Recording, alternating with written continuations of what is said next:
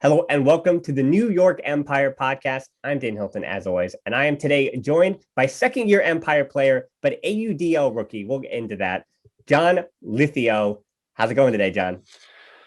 Doing well, Dan. How are you? I can't complain. It's another Empire podcast. Again, this is one of the easier things that I get to do with my time, so I enjoy talking about Ultimate, of course. But before we get to know you off the field, we're going to talk about that aplenty here. We should start with what leads all conversations about the 2021 AUDL season and talk about the canceled 2020 season. So prior to the 2020 season getting canceled, a little birdie did tell me that John Lithio was going to be a player to watch for the Empire in 2020. But then instead of having that breakout rookie season like we expected, the whole pandemic thing happens. So I guess we start this podcast by asking, how has this Frisbee experience been getting to know your new teammates over the internet, which is obviously unprecedented territory in terms of team building? Yeah, it's been a little odd, unconventional, certainly. So we had like the tryouts and got maybe 5 practices in before it was actually on the day of the practice. We saw the NBA shut down. I figured that's probably it for us too. So ever since then, there's been like some uncertainty around when exactly we'd be coming back. So we've been basically just trying to stay in shape, while also not gathering.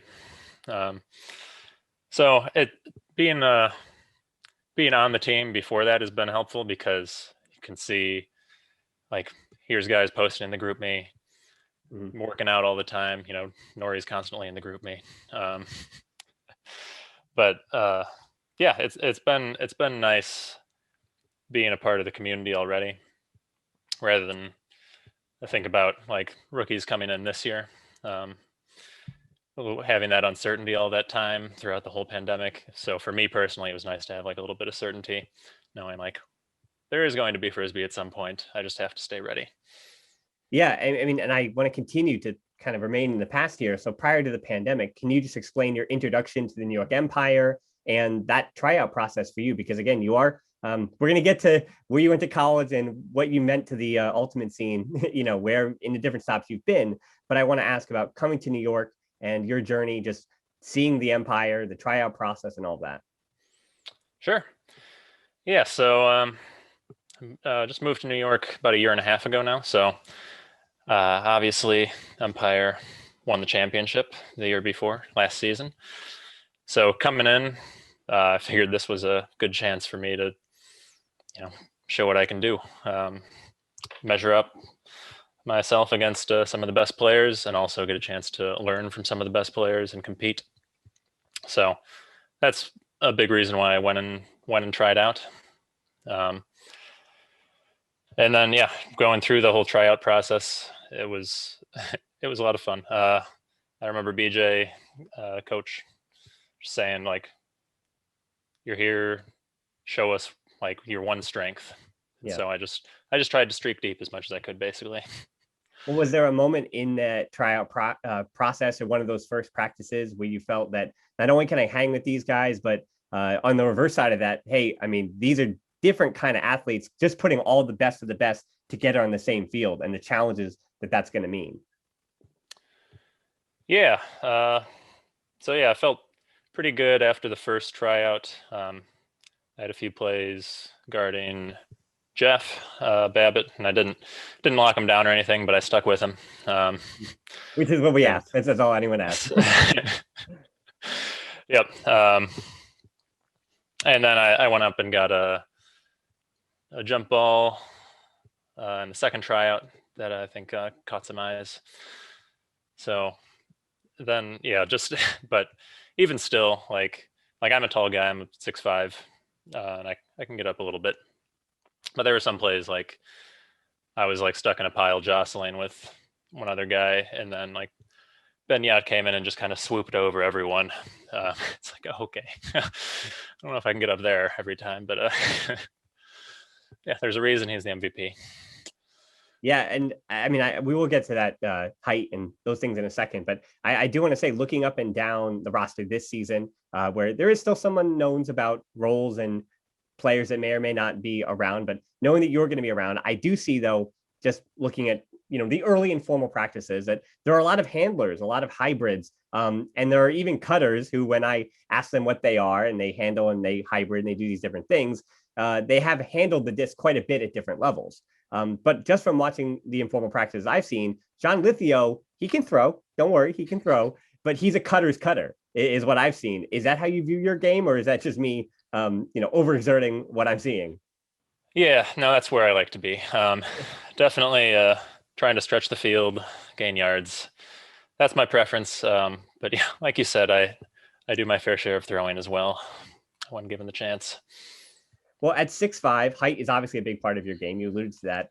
What have you already picked up, though, in these, again, recent practices since you've been back with, a group of teammates? What have you picked up from some of the best, as we say, big men in the league, like a Benyat who stands at 6'7"? Sure. Yeah, so a lot of it actually isn't even necessarily what you'd think. So I mean, you see Ben Yat, he's giant, he's fast, he can do everything. But what a lot of people I think don't think about is that like him and a lot of the other guys like really think through the game really well. Like, and they're talking and communicating on the field all the time. So like that's what I'm trying to really improve at, is working on my communication, um, and like really thinking a couple steps ahead of where I am now, I guess, and thinking about positioning and all that stuff. Yeah. So, I mean, again, you're fresh face for the New York Empire. Again, been around the team now for a year. But in terms of your name recognition in the greater Ultimate community, if you will, or those who might listen to this podcast to be familiar with certain rosters, unlike many of your teammates, even for me prepping, they have hours and hours of college nationals footage or different whatever it may be. But you played Ultimate at Hope College, which is a small liberal arts school in Michigan. What did you think some of the benefits are, actually, not necessarily disadvantages, but what are some of the benefits of playing Ultimate on such a smaller scale than so many of your teammates who, again, were on ESPN when they were 18, 19, 20 years old? Yeah, yeah, I don't have quite that resume. So yeah, Hope.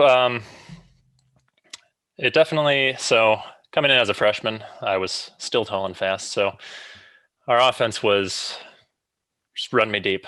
So I got a lot of work on just catching deep balls. Then after that, as I started developing, like we had a very small program, so usually it was a struggle to get like 7 people for tournaments. Um, so that's where I developed a lot of my throwing. So a lot of times we'd have like a few handlers, but then we might be taking like 4 freshmen to a tournament out of like 7 people.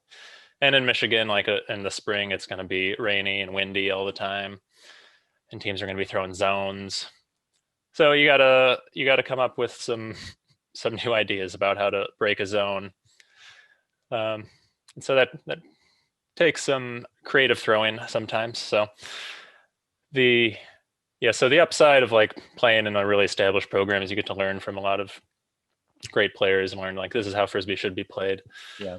Um, and the upside of not being in that environment is that you can kind of spread your wings a bit. Whether that's your best role or not, you'll be forced into a larger role than you would be otherwise. So you really get a lot more experience handling the disc, making all those decisions under pressure and everything. Yeah, for sure. Yeah. I mean, I think so. Again, so many of your teammates have always been the guy.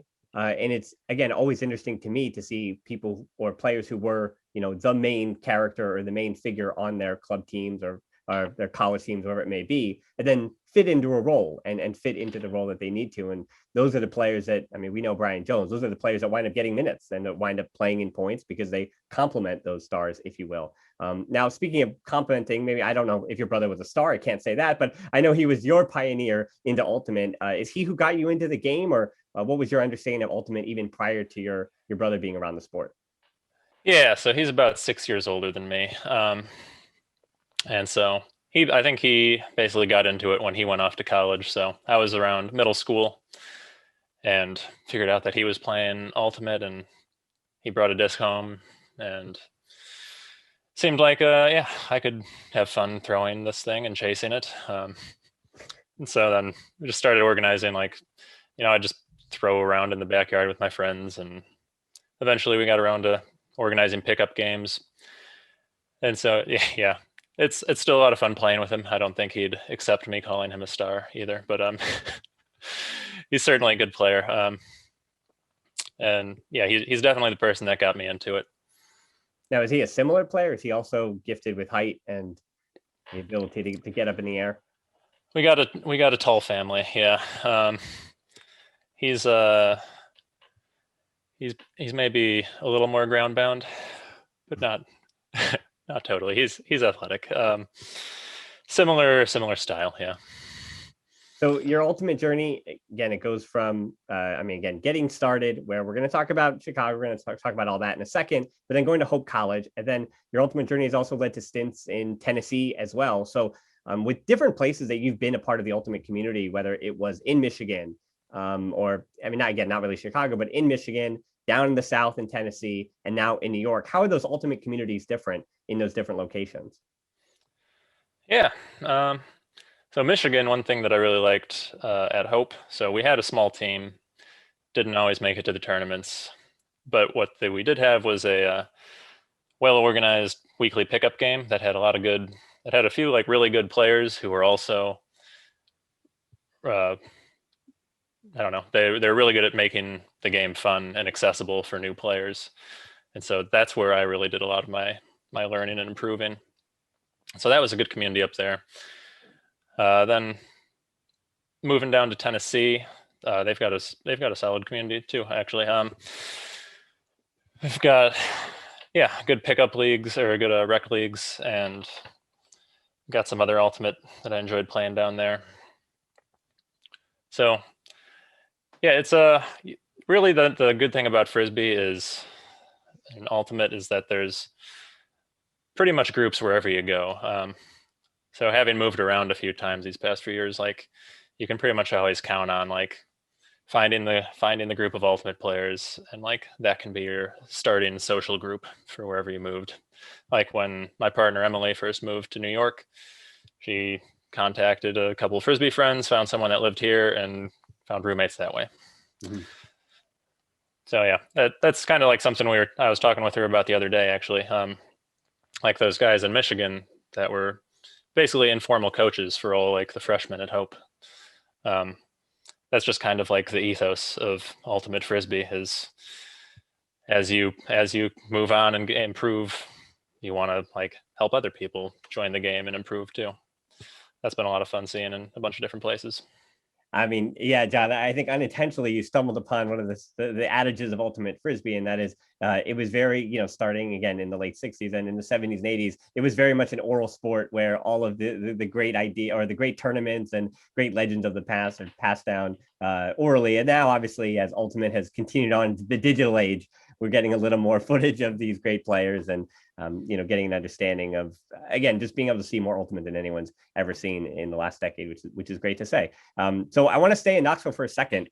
You are I'm not sure if you remember this, but you're a Ultimate champ with a mixed team called the Butterbeans down in Knoxville. So I would just ask, with your experiences with them, what kind of advice do you have for taller kids in smaller field, fast-paced games like Ultimate, and how do you think you were able to adapt your game to a quick, fast-paced, we'll say, as you said, ground down game like Ultimate? Yeah, yeah, that was a fun team. So really, it comes down to positioning a lot, because in games like Ultimate, it is a smaller field. So as someone who might be bigger and not as quick, might be tougher to stay with people. But you do have the advantage of you've got longer arms and you're taller, you can reach higher.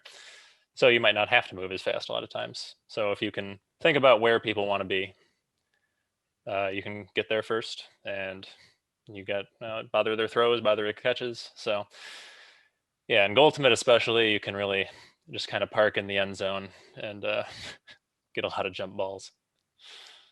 Yeah. So I want to give you a little break from talking Ultimate.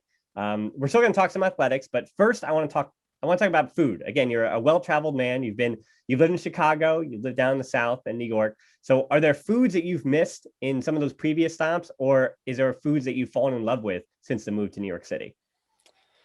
Oh yeah, definitely. So we originally live in West Harlem when we moved here, and there was a place right across the street from us where we'd get fish tacos all the time. And then there's I mean, obviously, there's the New York Chicago pizza clash. I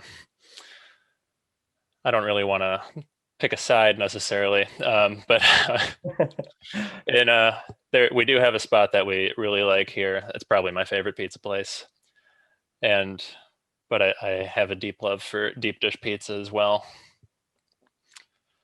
But in terms of New York pizza, the typical New York pizza, that what one thing it has over Chicago is that there's just pizza everywhere.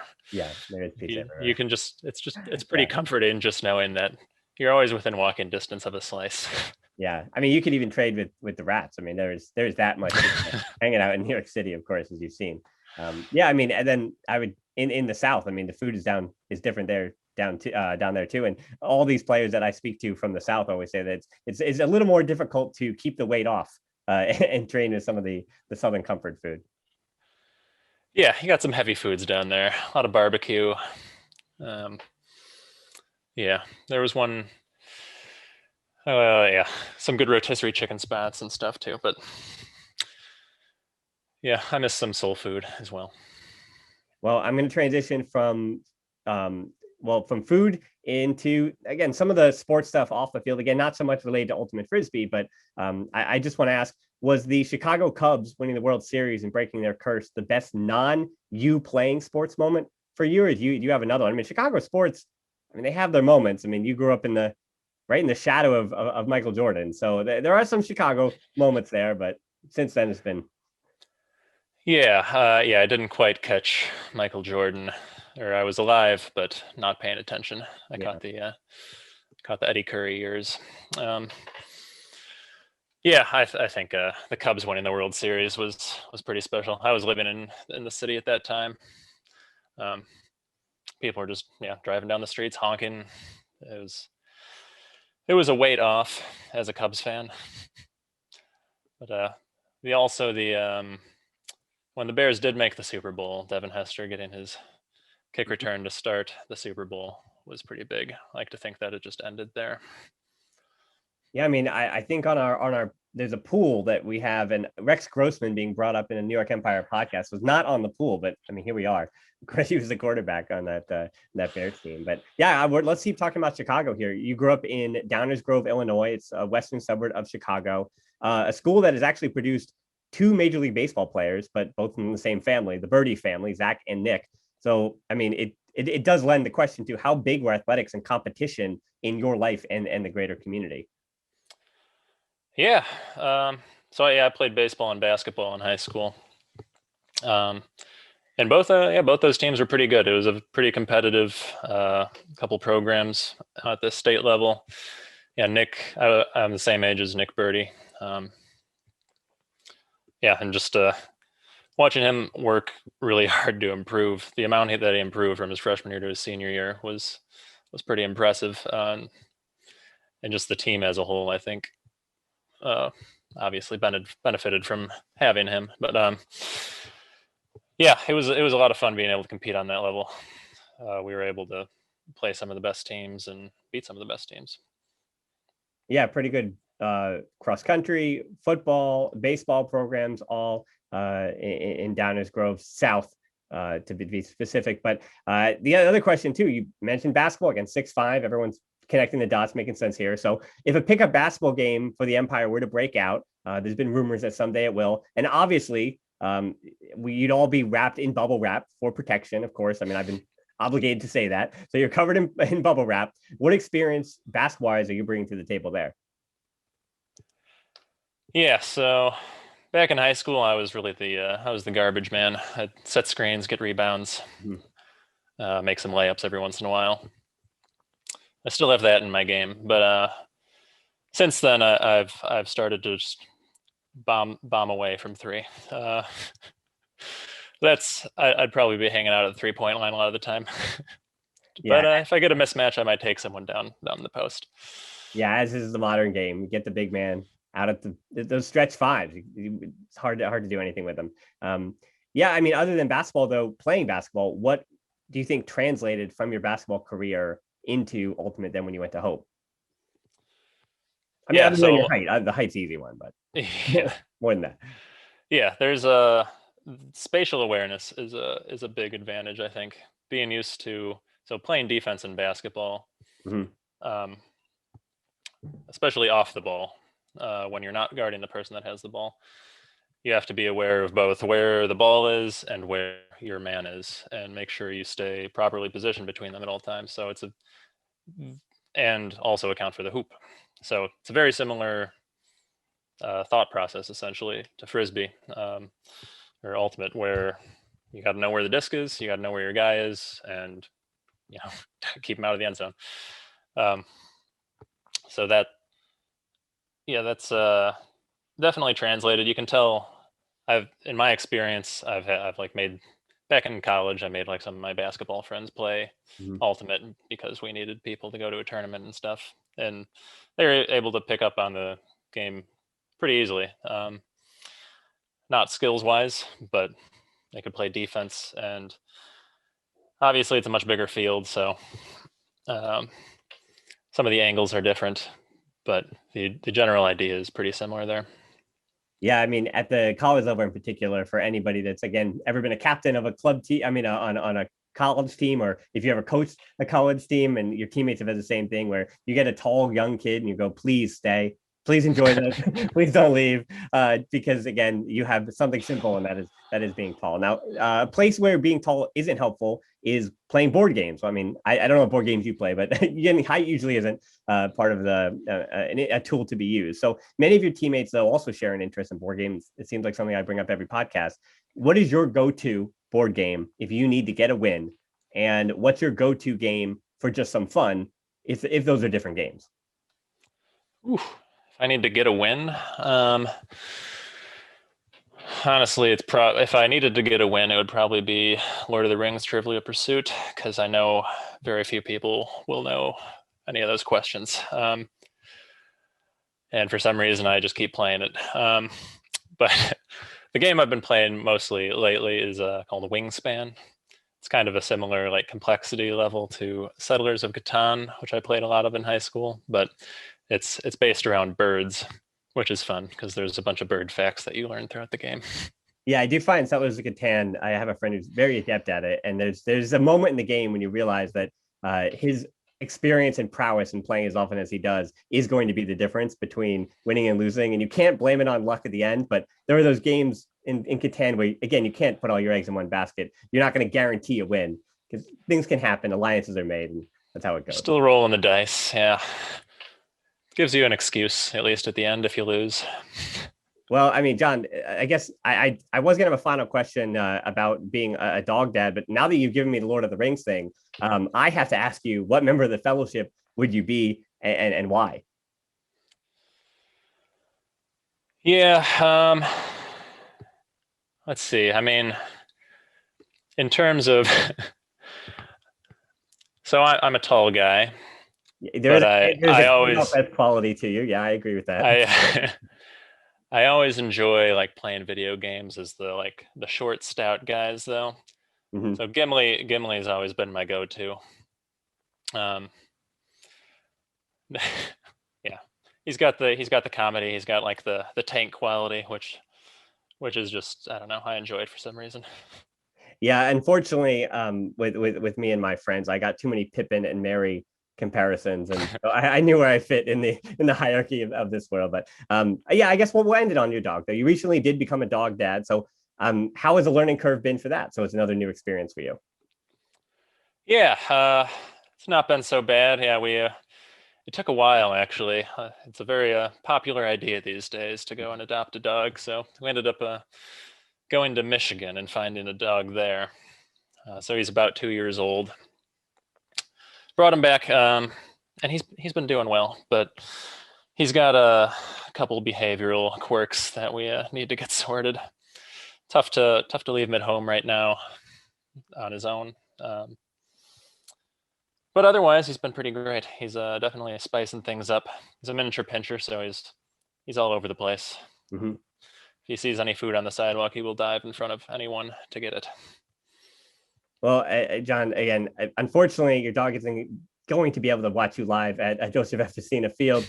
Maybe, hopefully someday if the park ever allows dogs. But I would ask one final question about Ultimate, though. Because you are a rookie this season, you've had, again, a whole year basically to scout some of your opposition, though those divisions did change, obviously, with the pandemic, where your teammates, most likely, I'm assuming, told you all about the battles with Toronto and the history there. And now all of a sudden you're not playing the biggest rival for the Empire historically. And now you're looking at Tampa Bay and Pittsburgh and these teams that, and I mean, Raleigh, where they played last year, of course. And that was one of the best games of the AUDL has ever seen against Raleigh. But what are the teams on the schedule that you've circled or you're looking forward to playing, or your teammates have even warned you about that, hey, that's a game that we're going to be considering and thinking about? And I know Brian Jones and Yacht and Babbitt, they always say next game. So DC is obviously the first game on your schedule. But for you personally, what kind of teams are you interested in facing off with this year? Yeah, I'm excited about playing Hustle, Atlanta.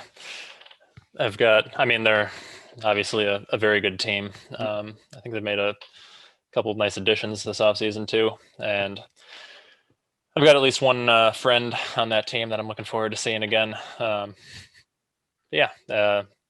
Atlanta and Knoxville are similar areas. So there's a few people I've competed against down there too. Should be fun to rekindle that. Well, plenty of travel on the New York Empire schedule this year. Again, I do apologize again, a 6'5" man like yourself on those planes. It's no fun, John, but it is going to be enjoyable to watch you on the field this year. So want to thank you for joining the podcast. Yeah, thanks for having me, Dan.